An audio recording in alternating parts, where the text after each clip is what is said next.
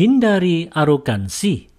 Refleksi pagi 1408. Dengan siapakah sebaiknya kita bergaul akrab dan berbagi hidup?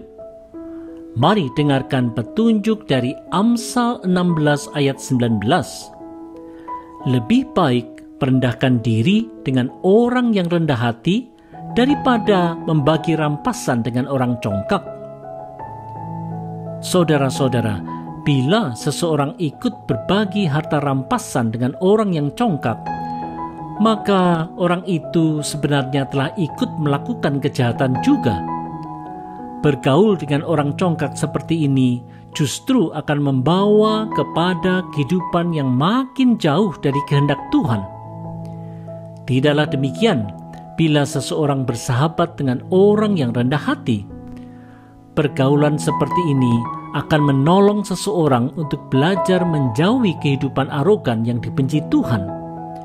Hanya di dalam kerendahan hati, orang diberkati. Saudara-saudara, hidup di dalam kerendahan hati dan bukan arogansi bukanlah hal yang umum terjadi. Kecenderungan hati yang dipenuhi gengsi sering membawa kita kepada petaka dan tragedi. Bukannya kita memberi diri untuk dituntun oleh petunjuk ilahi, kita malah banyak berkilah untuk lebih mengejar kemauan diri. Inilah yang pasti akan terjadi bila kita terus bergaul karib dengan mereka yang tinggi hati. Teguran Amsal untuk kita menghindar dari mereka yang hidup dalam arogansi seharusnya kita camkan di dalam diri.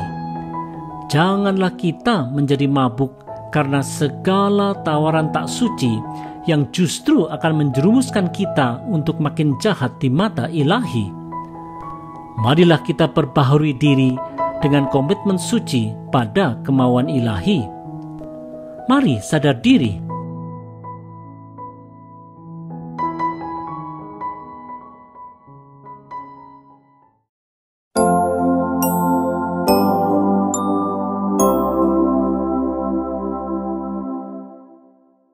Menghidupi firman. Refleksi pagi 1409. Apa yang terjadi bila seseorang selalu mengarahkan hati dan pikirannya pada firman Tuhan?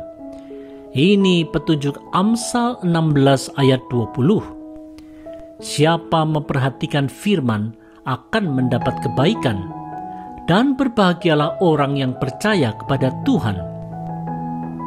Saudara-saudara, menyimak sungguh-sungguh firman Tuhan, mencamkannya dalam hati, dan melakukannya dalam ketaatan, pastilah akan mendatangkan kebaikan bagi orang percaya.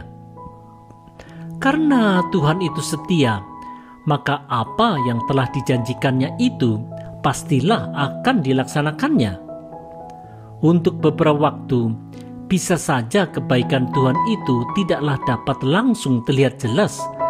Bahkan kesukaran tetaplah datang silih berganti. Meskipun demikian, orang percaya harus tetap percaya bahwa Tuhan itu memang baik. Saudara-saudara, melalui berbagai tawaran dunia yang sangat menarik, orang percaya bisa saja ada yang menjadi goyah, menyerah kalah, dan kemudian ikut mengalir mengikuti kemauan dunia. Walaupun ia masih mengaku sebagai orang percaya dan masih melakukan berbagai ritual agamanya, tetapi sebenarnya hati dan pikirannya tidaklah lagi sejalan dengan apa yang dikehendaki Tuhan.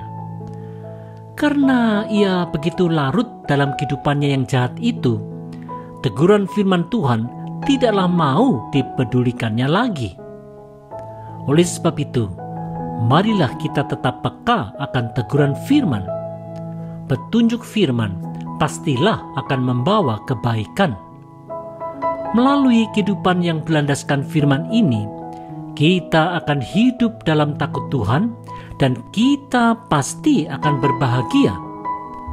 Mari kita hidupi firman.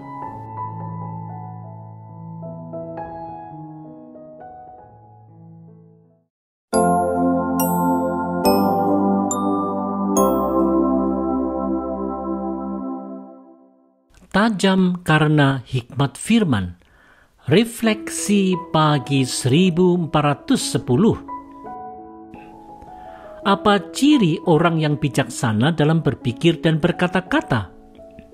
Amsal 16 ayat 21 memberikan petunjuknya. Orang bijaksana dikenal dari pikirannya yang tajam, cara bicaranya yang menarik, membuat kata-katanya makin meyakinkan. Saudara-saudara, karena orang bijaksana selalu berupaya untuk hidup dalam takut akan Tuhan, maka pikiran dan perkataannya akan selalu diupayakan juga untuk sejalan dengan kehendak Tuhan. Ia akan selalu berupaya mendalami firman Tuhan sebagai sumber hikmatnya. Pikirannya akan menjadi makin tajam dan ia akan mampu melihat berbagai persoalan secara jernih. Orang itu juga akan berkata-kata dengan bijak, memakai kata-kata yang baik serta enak didengar, sehingga orang lebih mudah mengerti. Saudara-saudara, di era informasi ini, banyak alternatif pikiran yang bisa didapatkan orang dengan mudahnya. Hikmat dari firman Tuhan bisa saja kemudian tidak diutamakan lagi. Akibatnya, nasihat, petunjuk, dan bahkan khotbah pun akan mengakomodasi berbagai pikiran yang bisa saja tidak sejalan dengan firman Tuhan. Secara sadar maupun tidak sadar, seseorang tidak lagi menyampaikan kata-kata hikmat dari firman Tuhan secara seutuhnya, bahkan melenceng jauh. Ajaran dan nasihat yang disampaikannya akhirnya justru menjadi tidak berhikmat dan justru menjadi tidak tajam lagi. Oleh sebab itu, marilah kita belajar menjadi bijak karena hikmat firman Tuhan. Mari kita juga belajar mengungkapkannya dengan kata-kata yang baik dan mudah dimengerti.